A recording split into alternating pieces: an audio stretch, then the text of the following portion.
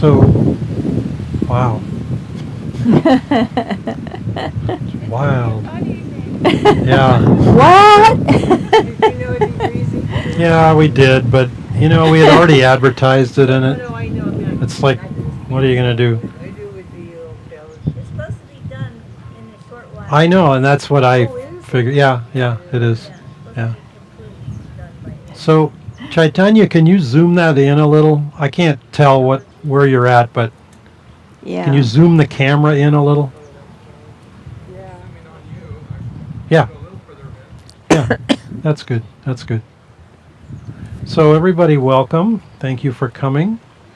I assume we'll have more trickling in as they wander over from dinner.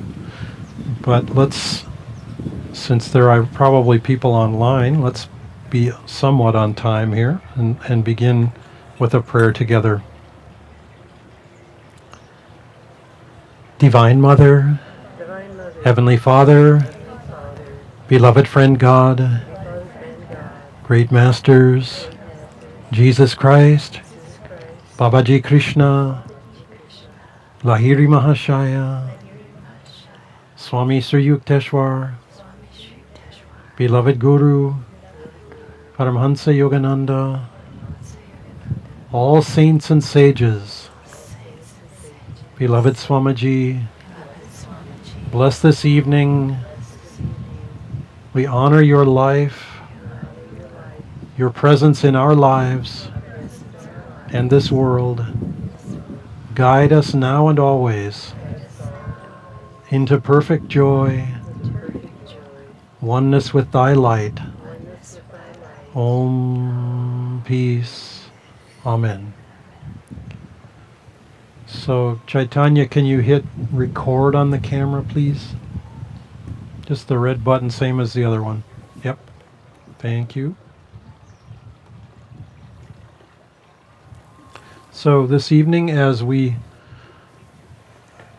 do at pretty much every kirtan, we'll, of course, chant together. And there will be little micro mini pauses between the chants, which are an invitation to just dive a little deeper into the spirit and feeling of the chant. We'll also share some stories, and this evening, honoring Swamiji's birthday, celebrating Swamiji's birthday. Yesterday would have been his 96th birthday. On a birthday, we would typically celebrate his life and the spirit that he brought into the world. And so we'll share some stories in that vein. And we aren't reading stuff from his books because we lived with him, and it's just more what we lived and saw and tuned into. And his life continues to be a blessing for all of us, and so we'll just share from that, and we'll also share a few songs of his that are a great blessing, have been a tremendous blessing in our lives, because we've been singing his music for more than 40 years. So we will now begin with a chant, Door of My Heart, which Swamiji himself often began with. I don't know that you could ever quite ascribe a favorite chant to him, but he certainly gravitated towards this one a lot. And those of you who ever sang the 3-part harmony that he wrote for it, the chords that we play work with that, so you're welcome to sing along with that if you choose to. And here we are outside, and we can sing. And it's a particularly unthreatening night because the wind is howling and the viruses are flying off in all directions, and there's like zero concentration of anything that could harm us here tonight, except maybe pollen. But anyway, so let's just enjoy the blessings of the evening.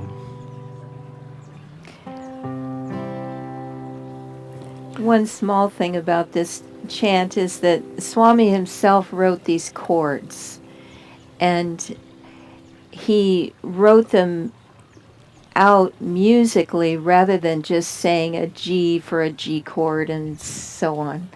So he actually wrote the notes for this one, which he didn't do for any of the others. He often wrote guitar chords, but not these particular kinds of notes.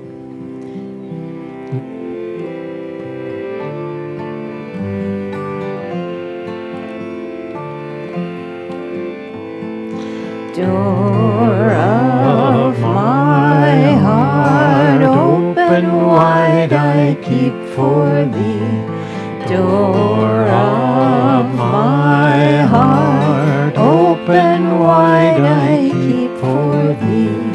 Wilt thou come, just for once come to me? Wilt thou come, just for once come to me? Will my days fly away without seeing thee, my Lord? Will my days fly away without seeing thee, my Lord? Night and day, I look for thee, night and day. Night and day,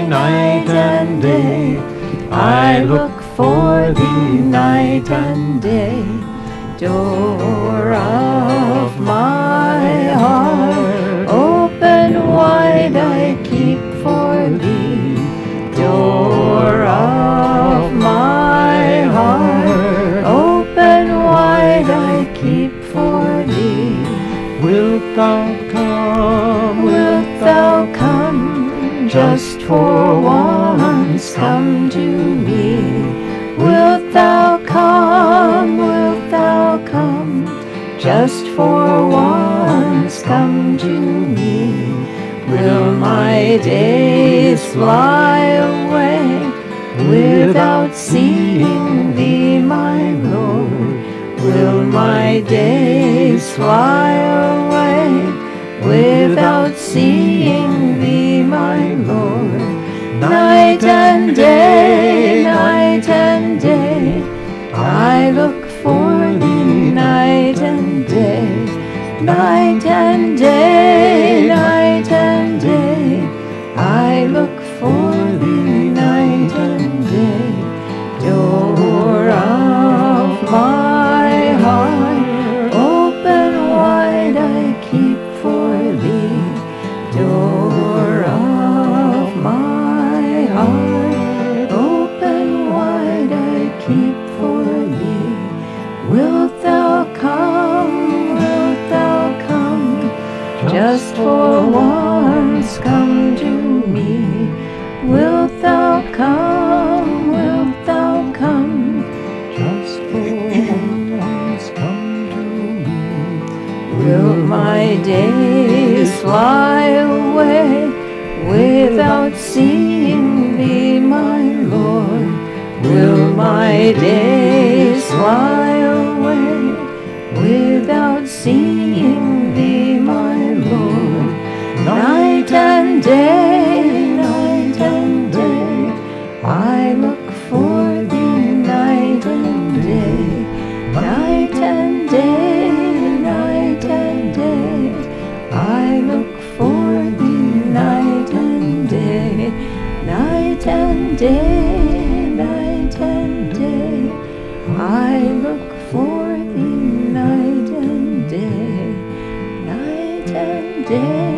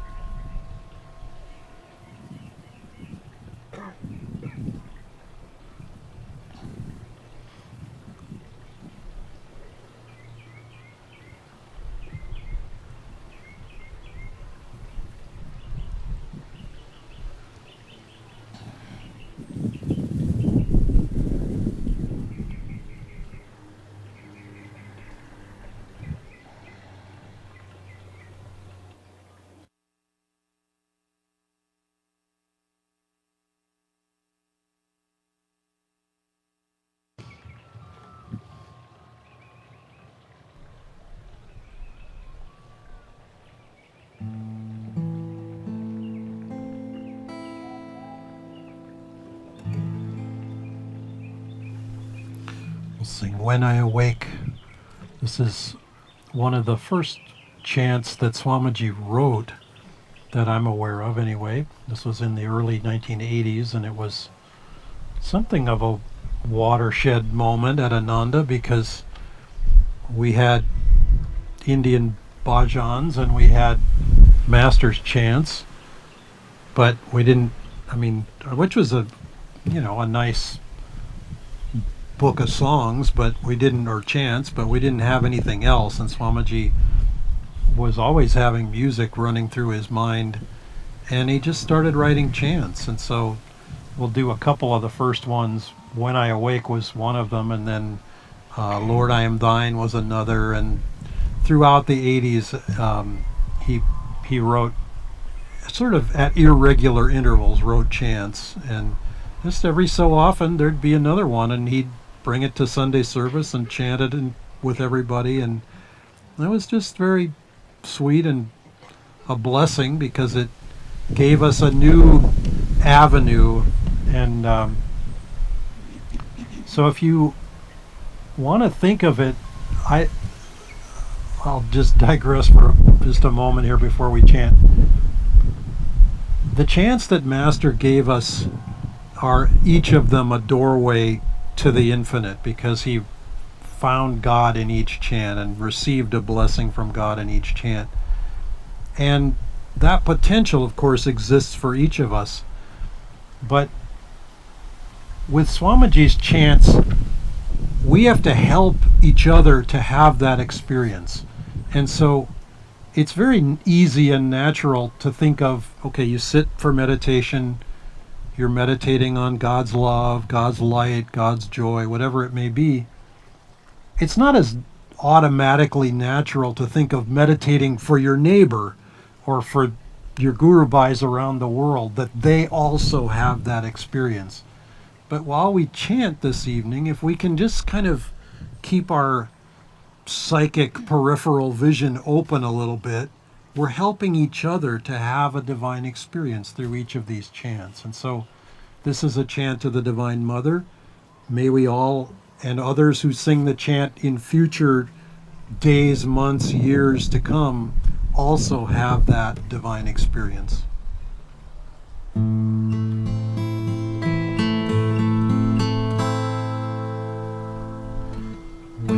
I awake, I will see thy face. When I awake, I will see thy light. When I awake, I will see thy face. When I awake, I will see thy light. Mother, awake me from my dreams. Mother, awake me, my light. Hand in hand we're dancing together in thy light. Mother, awake me from my dreams. Mother, awake me, my light. Hand in hand we're dancing together in thy light. When I awake, I'll end all sorrows. When I awake, I'll know thy joy. When I awake, I'll end all sorrows. When I awake, I'll know thy joy. Mother, awake me from my dreams. Mother, awake me, my joy. Hand in hand we're dancing together in thy joy. Mother, awake me from my dreams. Mother, awake me, my joy. Hand in hand we're dancing together in thy joy. When I awake, I'll end all sorrows. When I awake, I'll know thy joy. When I awake, I'll end all sorrows. When I awake, I'll know thy joy. Mother, awake me from my dreams. Mother, awake me, my joy. Hand in hand we're dancing together in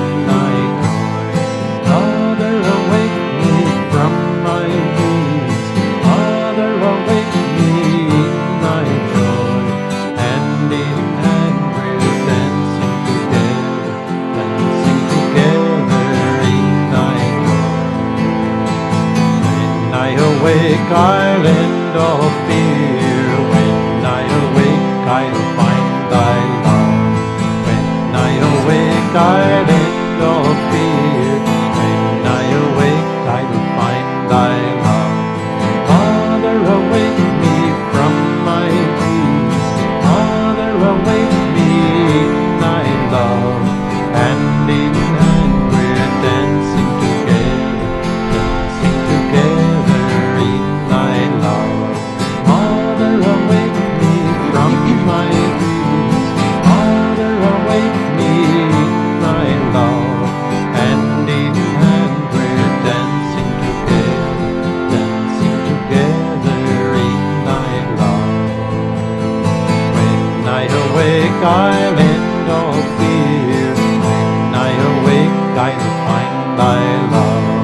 When I awake, I'll end all fear. When I awake, I'll find thy love. Father, awake me from my dreams. Father, awake me in thy love. Hand in hand we're dancing together in thy love. Father, awake me from my dreams.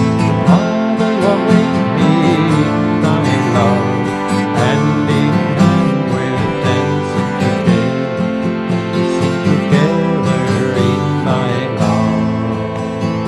When I awake, I'll see thy face. When I awake, I'll see thy light. When I awake, I'll see thy face. When I awake, I'll see thy light. Father, awake me from my dreams. Father, awake me in thy light. Hand in hand we're dancing together in thy light. Father, awake me from my dreams. Father, awake me in thy light. Hand in hand we're dancing together in thy light. Father, awake me from my dreams. Father, awake me in thy light. Hand in hand we're dancing together in thy light. Father, awake me from my dreams. Father, awake me in thy light. Hand in hand we're dancing together in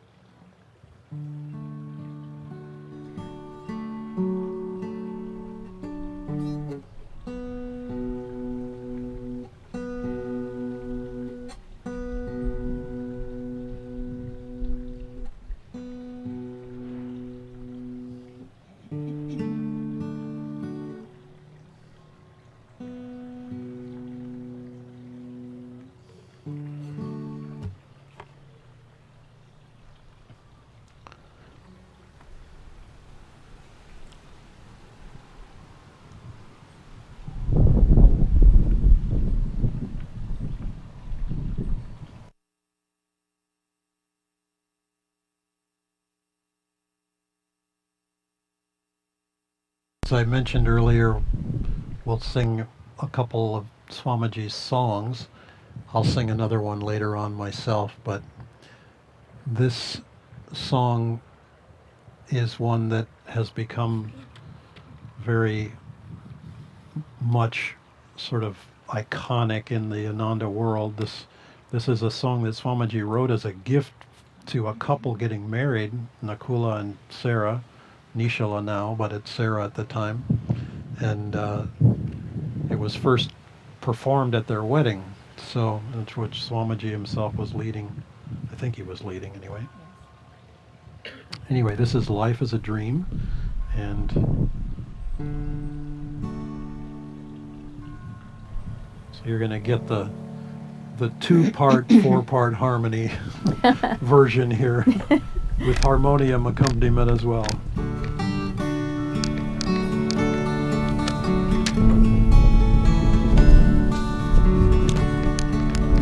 Life is a dream, time like a stream carries our burdens away. Never despair, joys everywhere. Love can befriend you today. Free from all care, like birds on the air, soar above griefs and worries, seek joy and be free. Often on earth things of great worth, worldly ambitions defy. Sometimes a friend helps us ascend up from life's cares to the sky. Love is a star, though shining afar. It can guide us and help us toward light to draw nigh. Love is a star, though shining afar. It can guide us and help us toward light to draw nigh.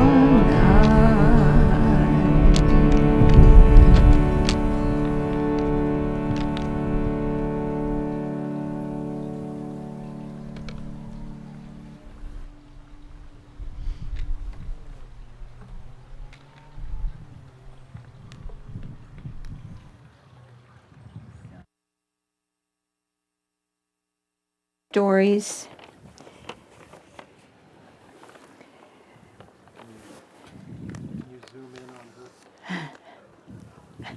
Not necessary. As I was fighting against the wind there, it made me smile because Swami was always such a consummate performer, and he was always so relaxed in front of people. And he had us sing everywhere. One time he decided that we really needed to sing in Ghirardelli Square. And just, not talk to anybody about it beforehand, just go up there and sing. And so there was a little stage set up, but we were not official. But he had us go out there and sing anyway. And I don't know if you remember the P.G. Woodhouse story, Uncle Fred flits by, but our anti-hero, Pongo Twistleton, was a firm believer in not doing what's not done. And I felt a little bit that way. We were out there. It wasn't official. What if the police nabbed us or something? But Swami was just so open. It reminded me of when Master had those lady devotees eating watermelon in public. It was sort of like making a mess out of themselves. And so after we sang in Ghirardelli Square, two mixed reviews, shall we say, people were not that interested. He said, okay, well, come out here on the street corner by Ghirardelli Square. And so we were standing out there in wind, very much like this, so, without amplification. And people were just walking by us like, what are these people doing? It was mortifying. But he was trying to break that feeling of self-consciousness. And we sang, like I say, many, many different places. They sang on whose yacht was it? John Davidson's yacht. That was a little different experience. We sang in the Holy Land, and we were how can I put this kindly? We were a ragtag choir. It was everybody that was going on the pilgrimage. Swami decided everyone was going to sing in the choir. Whether or not they had ever sung before, and it was my job as the choir director to teach them all the parts. And they were a motley crew, I can tell you. And not only that, but there were several guys who, not to make fun of tall guys, mind you, Ramakrishna, I like tall guys, but they were intimidating. And Kent White was one of them. They were huge guys. They had never sung before. Danny Levin, Prahlad, if you know any of these people, they were intimidating. And they were like 8-year-olds, let's just grind the choir director into dust. And so I had to shake them and get them to sing. And some of them did passably. Others were just out in left field. Swami would have them sing solos just to try to get them to shape up. So we sang all over the Holy Land, all the beautiful places where Swami had written the oratorio music just a couple years before that. And the response was amazing because people would come up to us and say, are you a professional choir? Are you on tour of Europe or something? And I have to admit, it was not my skill. It was the acoustics of all those wonderful places, those big churches, and it was divine. I remember one time I was sort of sitting in the back of the bus. We had this huge bus going around the Holy Land. And I was sitting in the back practicing with someone. And the bus stopped, and I thought we had stopped for lunch. So it's like 40, 50 people. And we're going across the square, and Swami says, we're going to the Church of the Nativity, and I want you to sing Christmas Mystery. Well, I had forgotten the essentials of the choir director, the pitch pipe and all that sort of thing.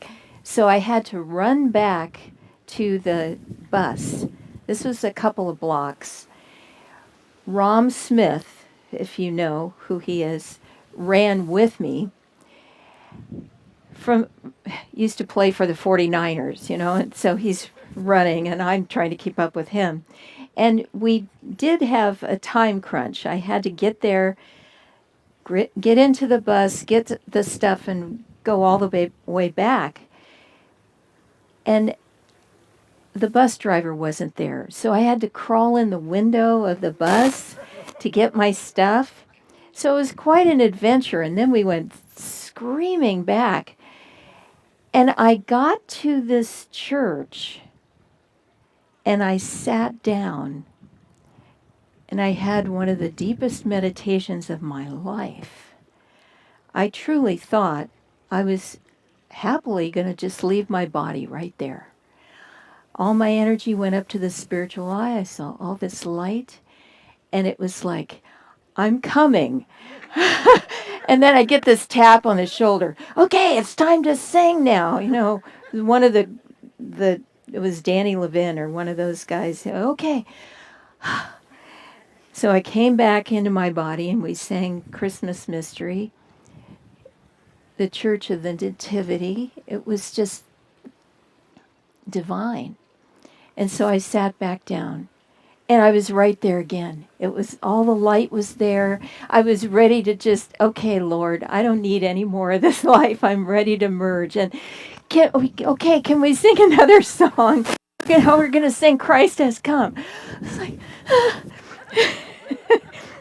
and then I've never gotten back to that spot.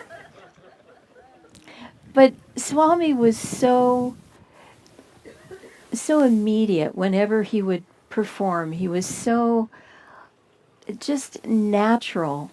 And there were two of us, Uma, who lives in Assisi, the center there, and me, that he would have come up and sing, usually the Shakespeare duets, So people would ask me, aren't you nervous to sing with Swami? And I would tell them, I'm nervous every other time I sing. But when I'm with Swami, I'm never nervous because he just provided this foundation. And he would screw up, he'd drop his music or, and he'd just be, oh, wait a minute. And, he'd just go on like nothing. And he was so incredibly lovable in that way. I think when I really zero in on something about him that I just loved, it would be his sense of humor. I was his assistant when he did slideshows back in the 80s, 70s and 80s, and he would, I remember one time we were putting a slideshow together in the afternoon that he was going to show in the night, and he kept putting the slides in upside down, and he knew perfectly well. And I kept saying, Swami, what are you doing? And he just was doing it really fast, and it was like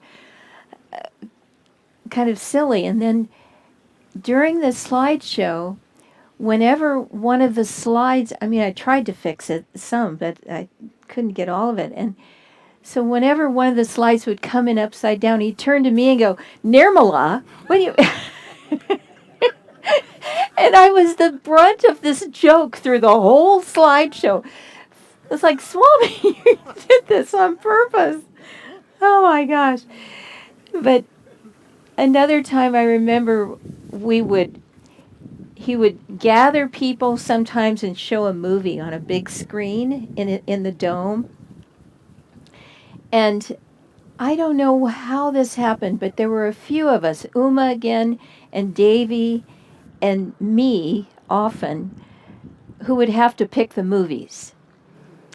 Boy, you were taking your life in your hands if it wasn't good. But for some reason, I had loved Star Trek when I was in high school. A friend of mine said it was my first religion. And it was very spiritual for me. It was truly my first path. And so I was always trying to get Swami to watch Star Trek and get into it like I was. And naturally, he managed to wean me of that desire. But one time we were watching a Star Trek, and the Klingons, this was the very first, iteration. Yeah, the original series. So the Klingons were the bad guys. And every time a Klingon would come onto the screen, Swami would cheer, yay! And we go, Swami, those are the bad guys. Oh, okay. And then another one come in, yay, the Klingons are here. No, Swami, those are the bad guys. Anyway, I can go on and on with his just delightful sense of humor. And I remember one time I was going through a really difficult few years, and Uma was talking to Swami. She also we worked together with Swami a lot. And she and Swami were discussing me, my case, as it were. And Swami said to her, which she later relayed to me, "Oh, she'll be okay. She's got a sense of humor." So I pass that on as great advice through just about anything that's going on in your life. You just really have to step back from it and see the humor, because it's there and it will help lift anything that you're carrying.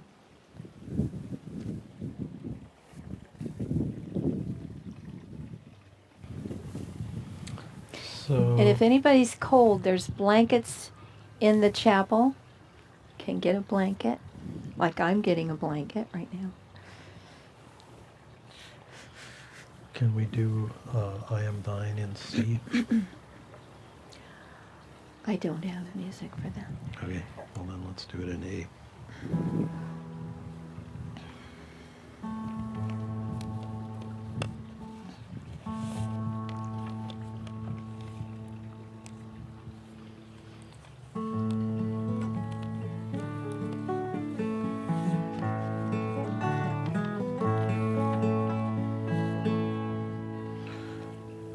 So this is Lord, I Am Thine, which Swamiji also wrote in the early 80s, just around the same time as When I Awake.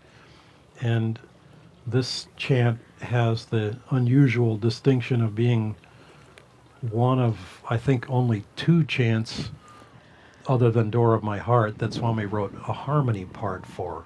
So those in the choir who know the harmony part, you're welcome to sing, or those who are not in the choir who know the harmony part are welcome to sing it. Anyway, it's very sweet. I always love this. Lord, I am thine, I am thine, I am thine. Lord, I am thine, I am thine. Lord, I am thine, I am thine, I am thine. Lord, I am thine, I am thine. Be thou mine, oh, be thou mine. Be thou mine, oh, be thou mine. I am thine, I am thine. Be thou mine, oh, be thou mine. Be thou mine, oh, be thou mine. I am thine, I am thine. Lord, I am thine, I am thine, I am thine. Lord, I am thine, I am thine. Lord, I am thine, I am thine, I am thine. Lord, I am thine, I am thine. Be thou mine, oh, be thou mine. Mine, oh, be thou mine. I am thine, I am thine. Be thou mine.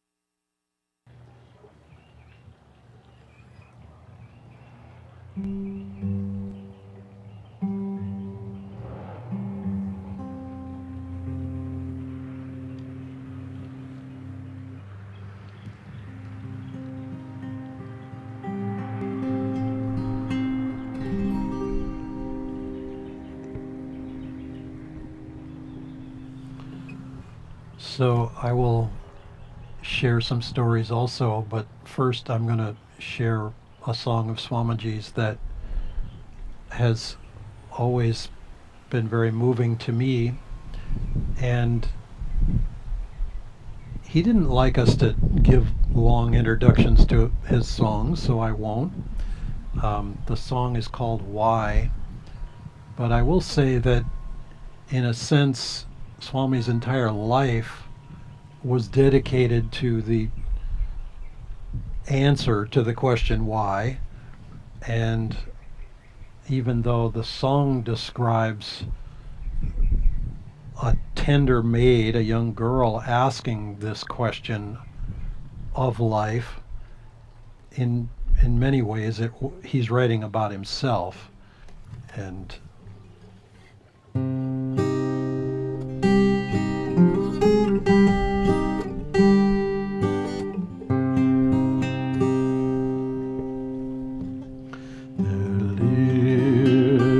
tender maid in a far-off country.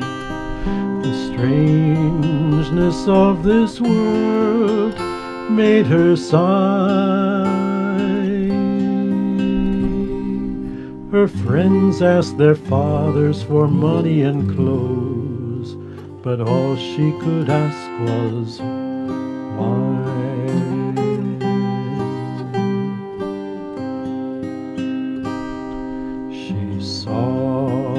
The solemn clouds gathered watching a rainbow. The bright rays of their joy filled the sky.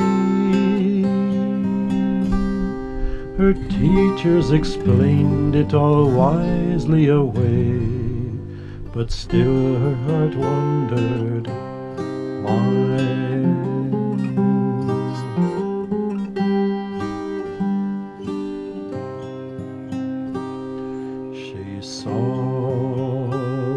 Silent stars thrill the night with their gladness. The bright rays of they seem some wondrous truth to imply. Her elders all slept, but the magic of light awoke her to ponder why.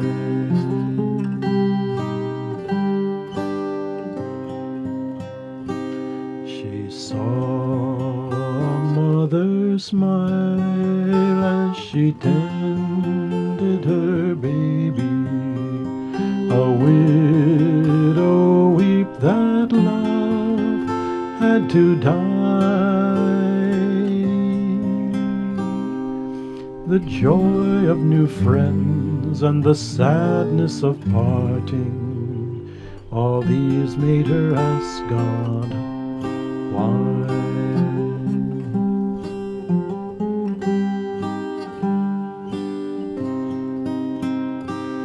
One night into her heart stole the secret of oneness, the bond not even time can untie.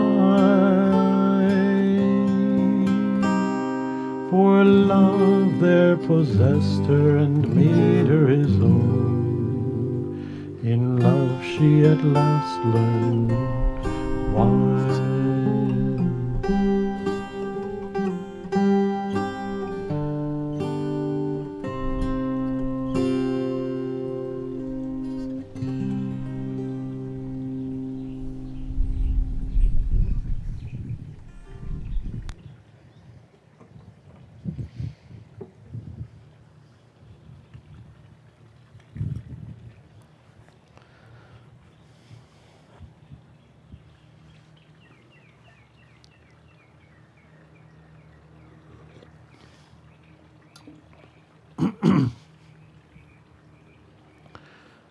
I had the great blessing and fortune to get to know Swamiji on a human level a little bit. I am reminded of Master's comment to a brother disciple when they were in Sri Yukteswar's hermitage, that when you understand a saint, you'll be one.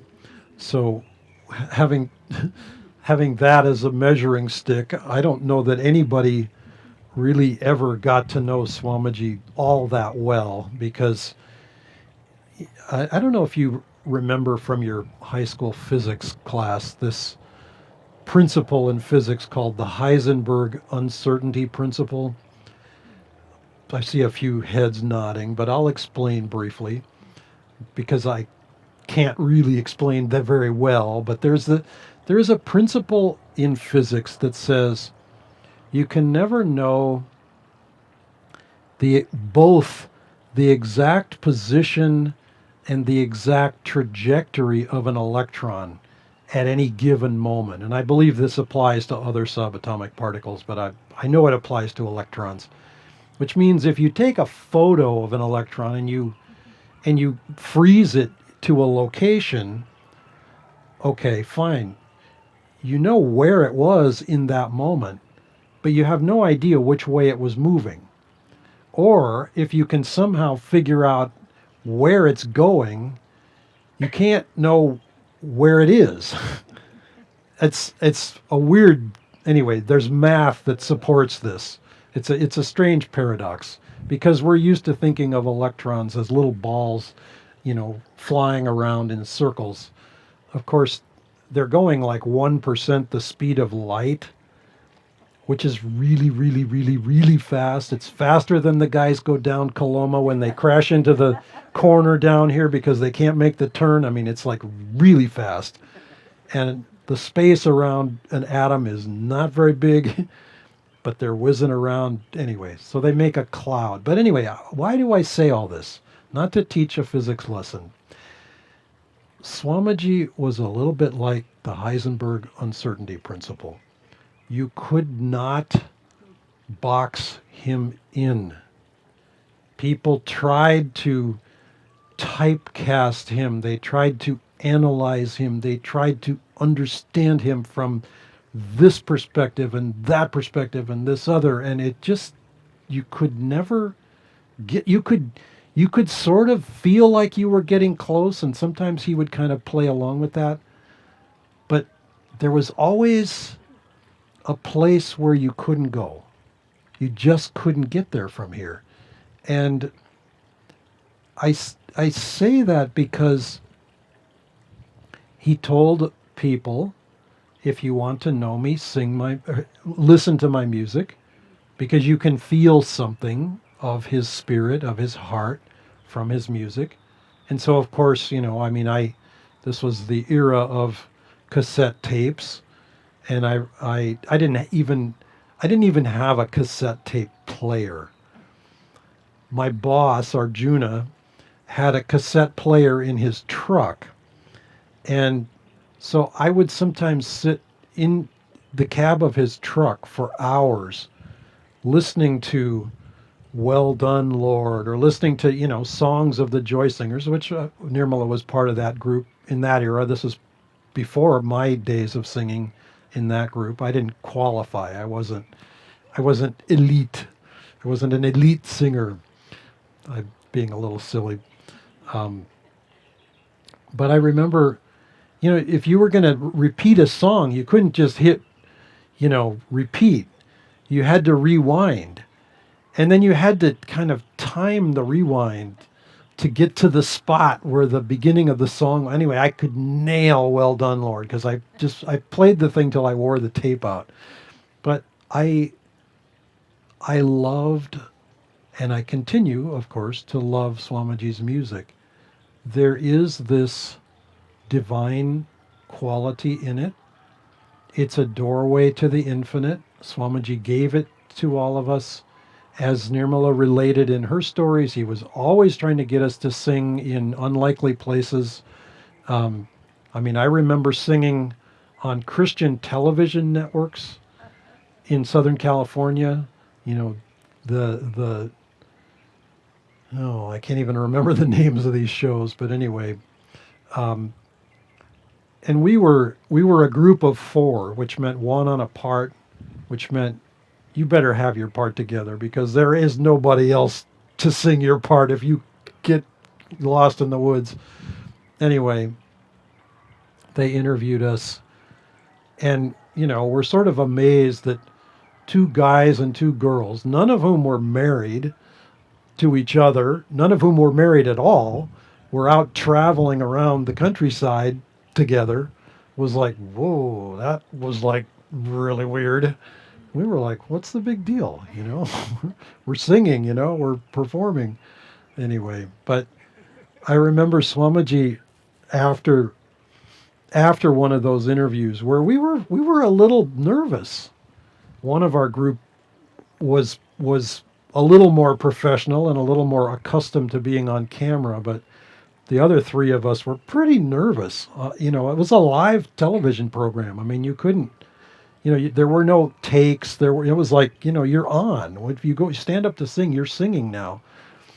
And I just remember this, kind of, and I had in a weird moment of karma, I had a cough during that several weeks that was just really annoying, and I had to place my voice well or I would start coughing.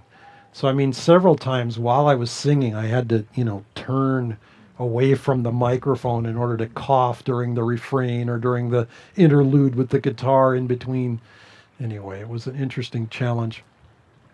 But Swamiji was always trying to get the message, the blessing that he had felt in writing the music to other people, to share it with them. I have sometimes related this story, but the oratorio that Nirmala was talking about was created from music that Swamiji wrote in the Holy Land, but then also slides that he took in the Holy Land. So each place was commemorated with slides that he took, picked photos that he took of the shrine there and the music. And those were woven together in a multimedia presentation that I personally took on the road. First around California, Southern California, and all up through the valley, all the way, on to Placerville and so forth. And then the next year, I took the same thing to Chicago, to the Chicago area. And we had, something like 20 or 21 presentations during the Lent season, which is about 6 weeks long, 40 days long, for those of you who remember your Christian upbringing. And afterwards, I was commenting to Swamiji. He wanted to know how it went. And, I was a little nervous, but I had now offered this presentation 30 or 40 times in churches all over the country. And I said to him, the churches that had a good turnout absolutely loved it. But I said, Swamiji, I don't think we're going to get members of Ananda out of this because we were completely undercover. The name of our organization was JAPA, JAPA, Joyful Arts Production Association. And it was a lovely name, and we called ourselves an ecumenical group, which we were. We had, when we went out on our sales tour, Tom Sarusi here in the community was one of us. I was the shrimp in this group. Nirmala talks about big guys. I was the little guy. I was the little guy in this group.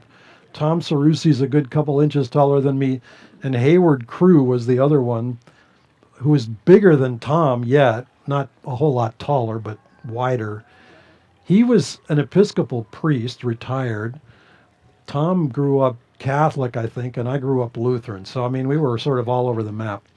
And but people loved the program. But so I told Swami, but I don't think we're going to get members from. He said, "Oh, I never expected that.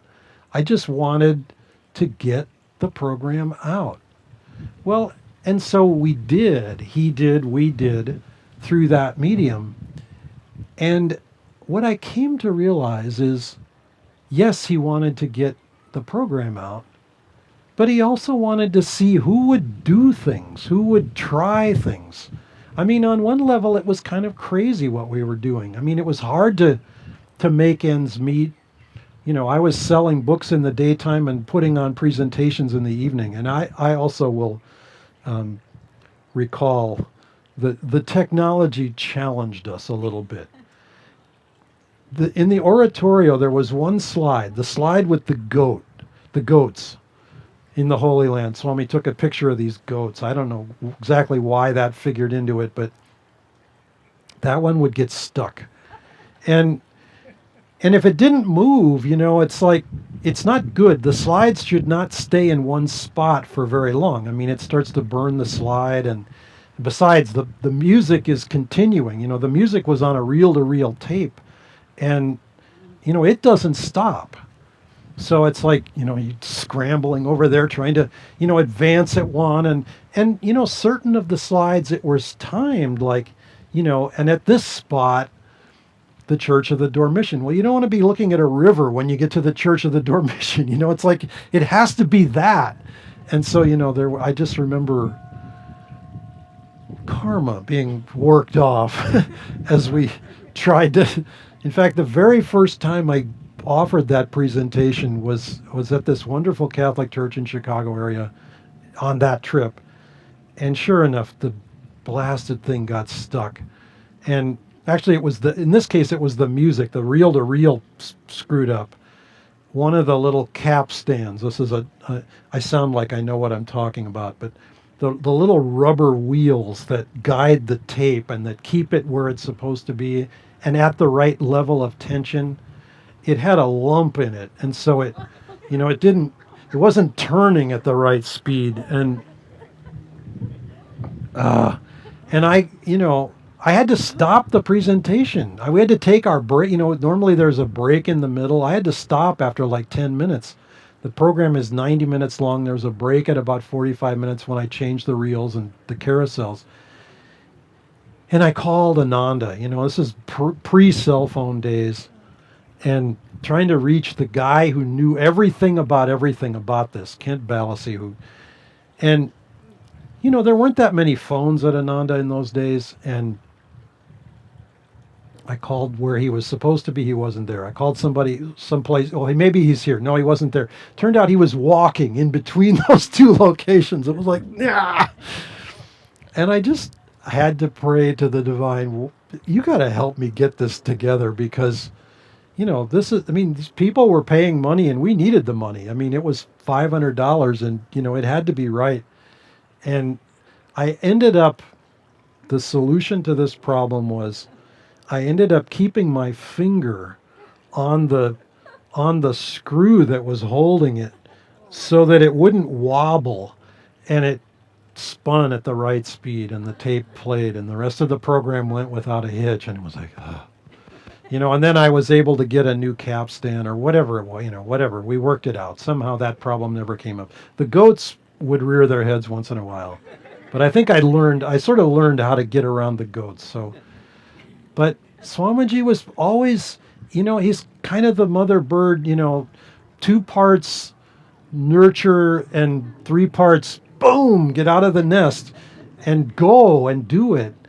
And that gift was lifelong. And in a way, that gift comes to all of us as well, because every time we sit to meditate, Master and Swami are trying to give us the experience of ever new joy in whatever way we can receive it.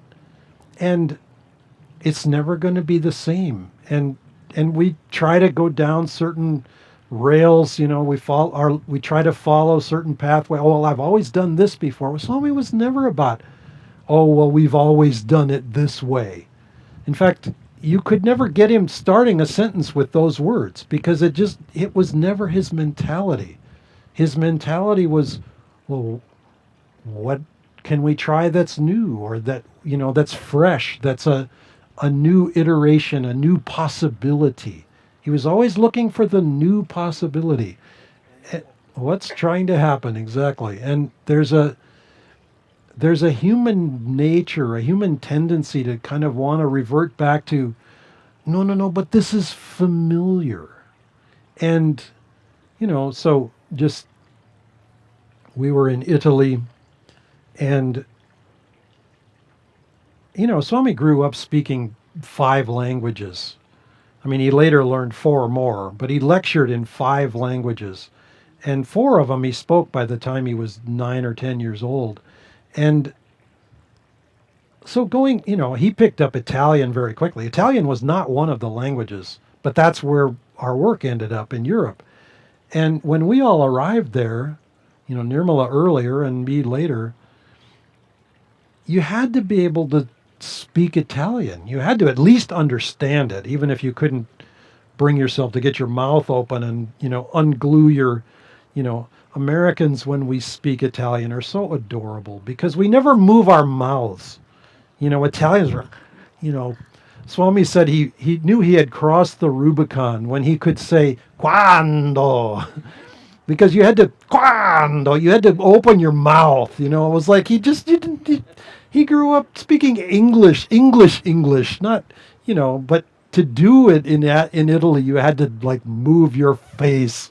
Every Americans' faces were all sort of frozen. Italians were like, "Come on, wake up, move your face." But we had to do that if we were going to share with people. And he wasn't trying to torture us.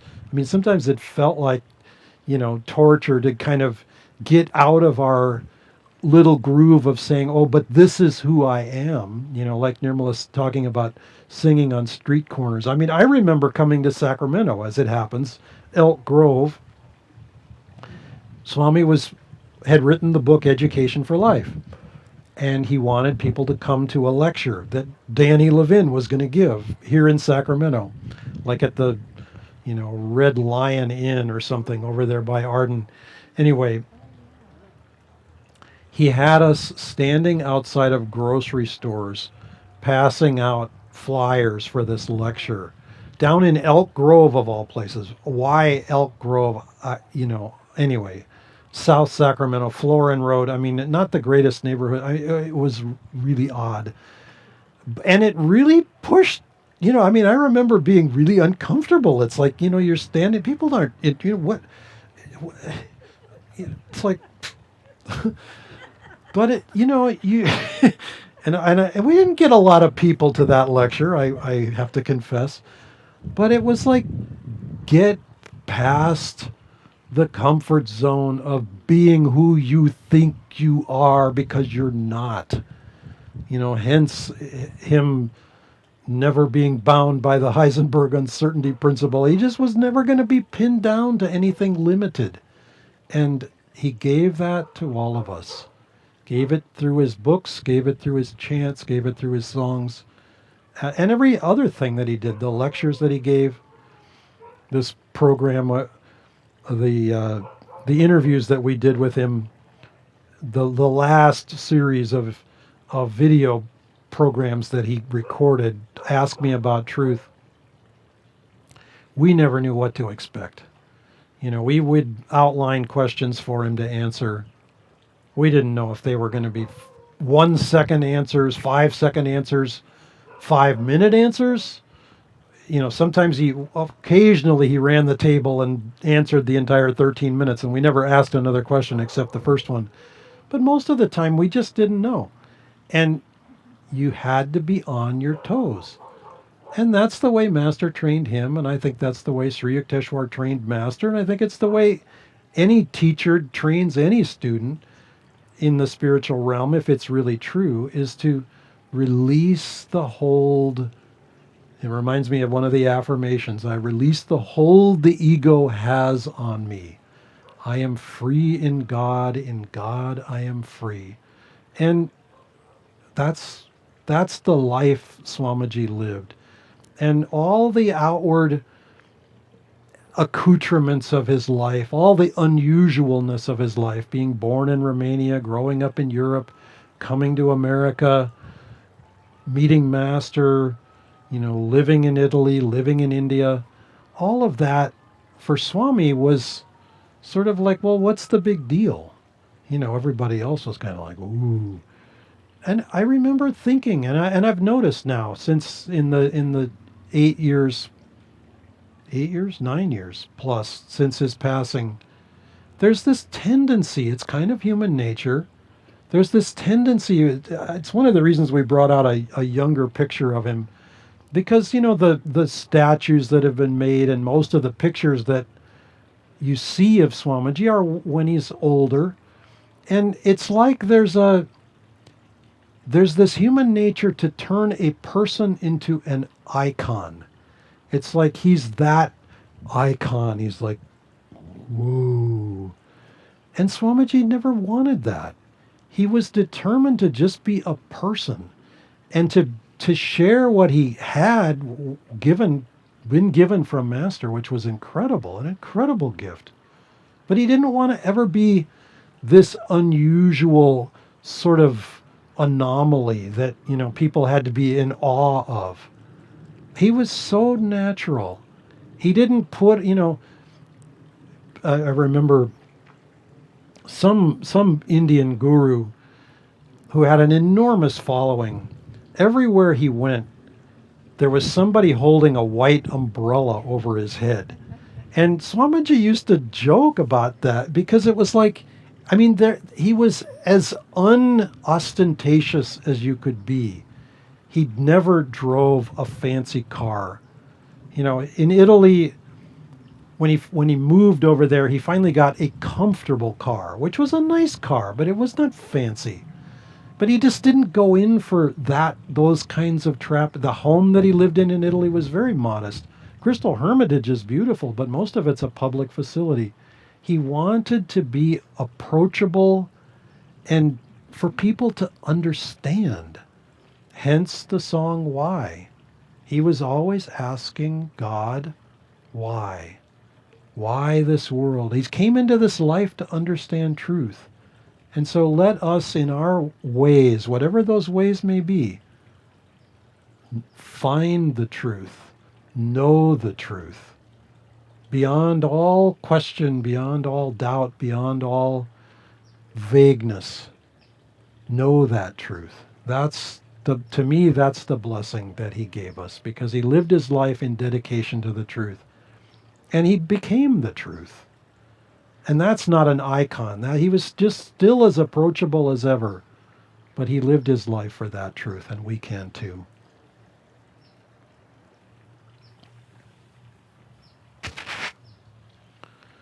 So, One more chant? sure. Or perhaps several.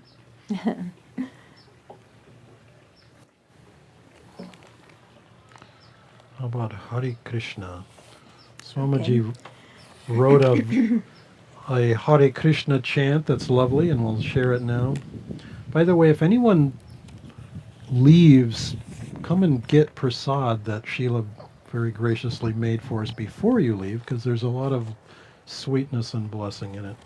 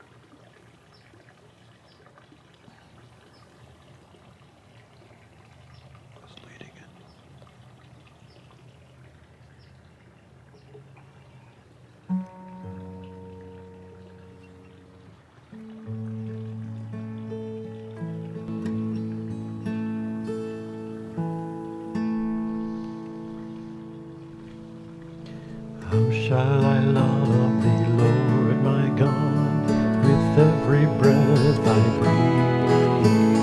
How shall I love thee, Lord my God, with every breath I breathe? Just as a fire may burn a whole forest, burn to the root my desires.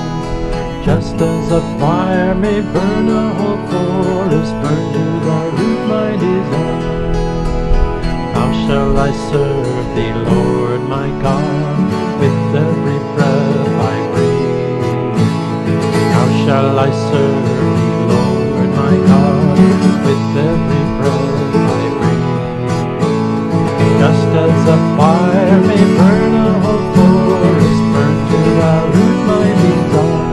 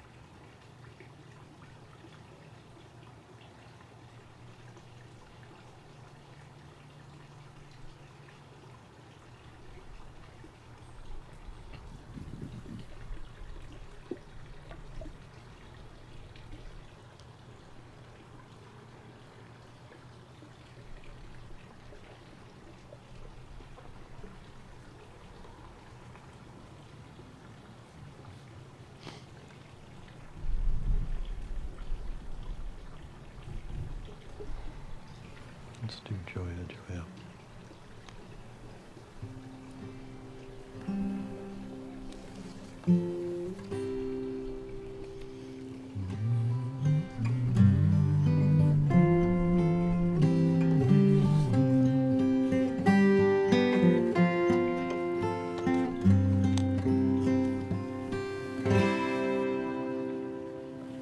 We'll close with Joya, Joya, Joya, sempre nuova Joya.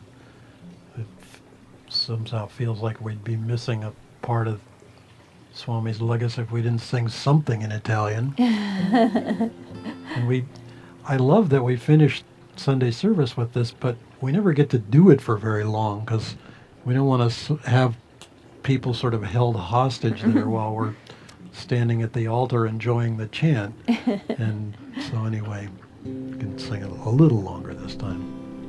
And let's feel that joy going out from this place, from all our hearts, out into the world that so much needs God's joy. Joya, Gioia, gioia, sempre nuova gioia. Gioia, gioia, gioia, sempre nuova gioia. Gioia, gioia, gioia, sempre nuova gioia. Gioia, gioia, gioia, sempre nuova gioia. Gioia, gioia, gioia, sempre nuova gioia. Gioia, gioia, gioia, sempre nuova gioia. Gioia, gioia, gioia,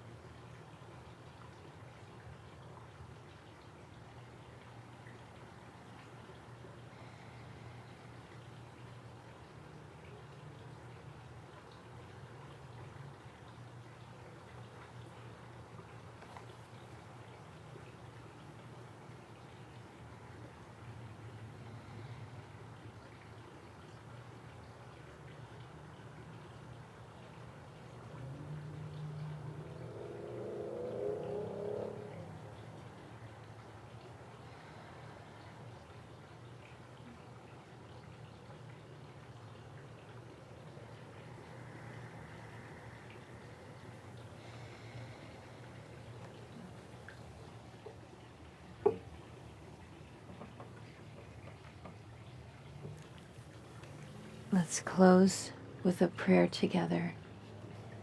Divine Mother, Divine Mother, Heavenly Father, Heavenly Father, our friend, beloved God, our friend, beloved God, great masters, great masters, Jesus Christ, Jesus Christ, Babaji Krishna, Babaji Krishna, Lahiri Mahasaya, Lahiri Mahasaya, Swami Sri Yukteswar, Swami Sri Yukteswar, and our Guru, and our Guru, Paramhansa Yogananda, Paramhansa Yogananda, all saints and sages, all saints and sages, beloved Swamiji, beloved Swamiji, we bow before all of you. we bow before all of you.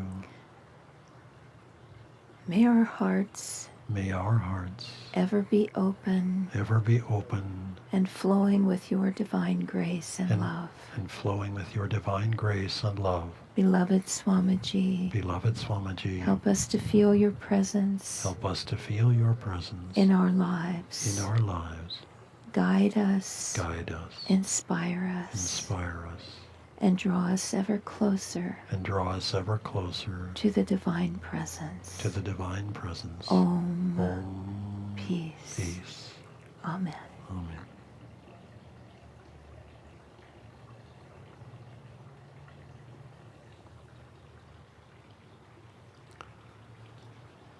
Thank you all for joining us. Thank you those online as well. And there is prasad here. And you're welcome to come up and get it, or else we will bring it to you. And if you would like to come up to Swami's picture, you're very welcome to do that. This is a picture that was taken of him in the late 1950s in India, in Patiala, and I'm sure I massacred the pronunciation of that, but anyway, can never get the right version of T to come out with my Western tongue.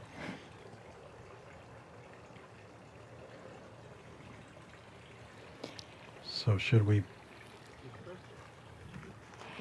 Thank you all for joining us. I wish you could have prasad, but see, you missed out. You should have come in person. So should we? Do you want to take one?